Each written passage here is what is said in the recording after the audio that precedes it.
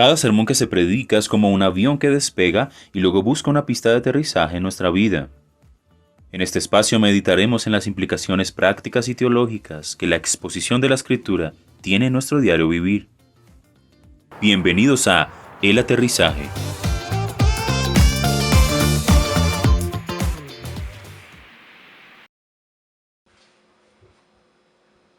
Hola, bienvenidos a este espacio del aterrizaje. Recuerden que lo creamos para aterrizar las ideas del domingo a nuestras vidas prácticas. Y nos acompaña el pastor John Montaña. Oscar, una vez más, ya aquí listos para conversar del primer sermón o la primera enseñanza del Evangelio de Marcos. Oficialmente ya dentro del libro de Marcos. Así es, así es. Bueno, pastor. Entonces, el domingo tuvimos un sermón sobre el capítulo 1 de Marcos. Y quiero leer el versículo 15 que dice: el tiempo se ha cumplido, decía Jesús, y el reino de Dios se ha acercado. Arrepiéntanse y crean en el Evangelio. ¿A qué se refería Jesús con el reino de los cielos? Bueno, para comprender eso un poco mejor, me gustaría explicar de manera muy breve cómo es que los judíos entendían el reino de los cielos, o el reino de Dios más bien, que es como lo describe Jesús. Por aquel entonces los judíos pensaban que se acercaba un tiempo en el que Dios iba a entrar en la historia para poner fin a esta era y dar paso a una nueva era.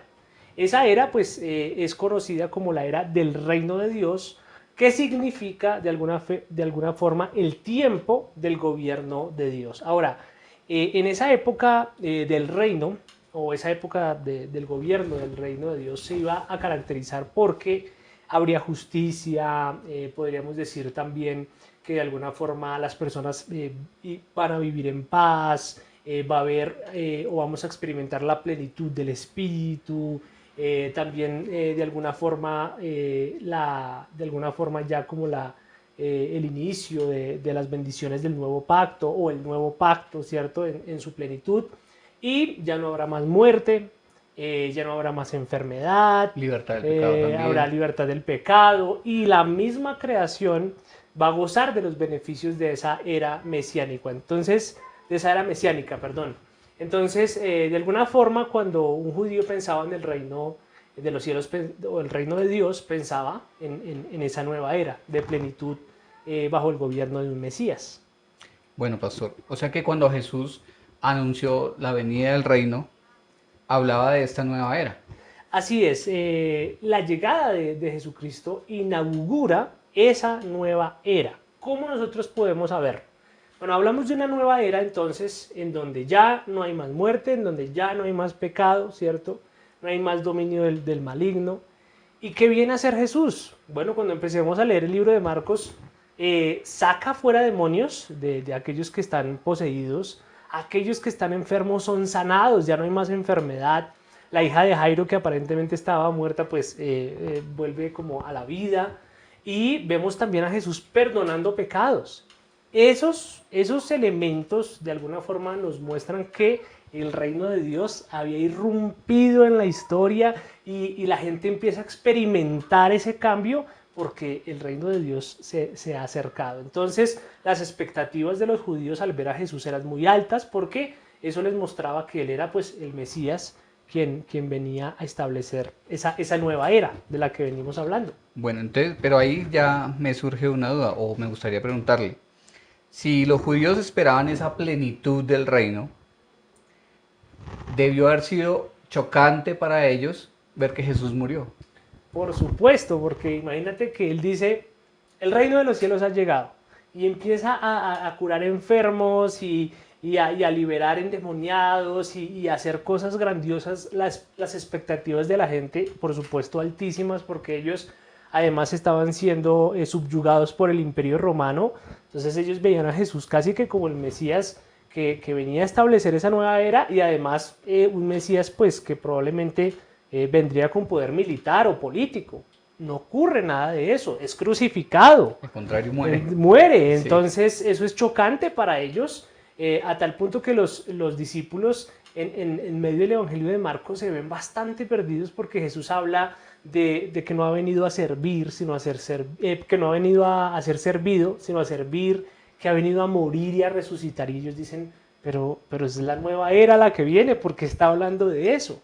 El mensaje de Jesús era chocante, la crucifixión de Jesús fue chocante, porque ellos no entendían de qué venía esa nueva era, ¿no? Claro, porque creían que iba a haber precisamente esa plenitud. Esa plenitud absoluta de repente. Y Jesús muere. Pero entonces la pregunta es, ¿el reino, el establecimiento del reino, sí estuvo o no estuvo? ¿Sí vino el reino? ¿Llegó o no llegó? Bueno, esa es una pregunta muy buena. Podríamos decir que el reino de Dios fue inaugurado, pero no ha sido establecido del todo.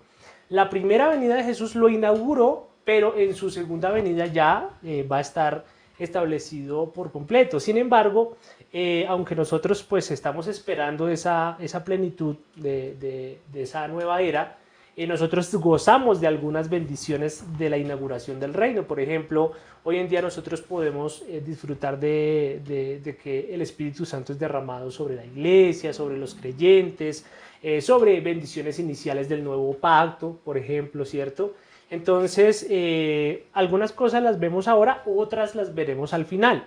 Por ejemplo, ahorita ya hemos sido salvos, pero estamos siendo salvados. Ya la salvación final la veremos más adelante. Ahora somos declarados justos, pero un día seremos completamente justos. Entonces está como entre que ya llegó, pero falta algo más. Es como una mujer que está embarazada.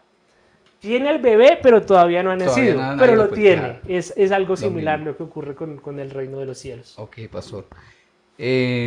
Bueno, ya en la parte práctica, en la etapa práctica del reino, ¿cómo se supone que nosotros los creyentes deberíamos vivir a la luz de que el reino ya fue inaugurado?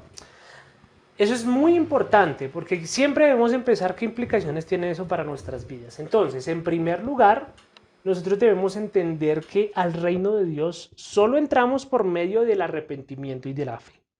No entramos, como yo le decía el día domingo, por medio de los méritos o por medio de las buenas obras. Si recordamos el pasaje que leíste, el mensaje de Jesucristo es arrepiéntanse y crean en el Evangelio. No es gánense la entrada al reino, no es, bueno, depende cómo se porten hoy entran al reino, pero si se portan mal, mañana ya no pueden entrar. No, arrepiéntanse y crean, ¿no? Entonces, el arrepentimiento y la fe nos hablan de debilidad, nos hablan de entrar al reino por medio de reconocer que no podemos hacer méritos suficientes para entrar en el reino de los cielos. Entonces, es por la gracia de Dios, ¿cierto? Que entramos y así deberíamos vivir con esa cosmovisión de que el reino de Dios, pues solamente podemos entrar si hemos nacido de nuevo y debemos arrepentirnos y creer. En segundo lugar, como pueblo de Dios, nosotros deberíamos orar porque el reino de Dios venga.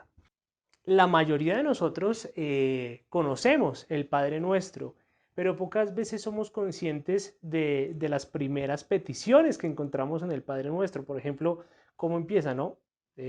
Venga a nosotros tu reino, ¿verdad? Eso es lo que nosotros debemos anhelar, que el reino de Dios venga. ¿Por qué? Bueno, porque mira cómo está el mundo, lleno de pecado, lleno de enfermedades, ¿verdad? La creación gime esperando que llegue ese momento de la nueva era y nosotros deberíamos anhelar eso, Oscar.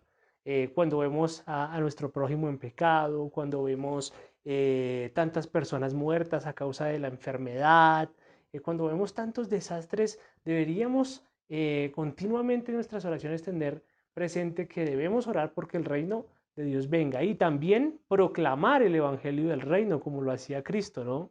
Llamando al arrepentimiento y a la fe a las personas. Eso es parte de nuestra función.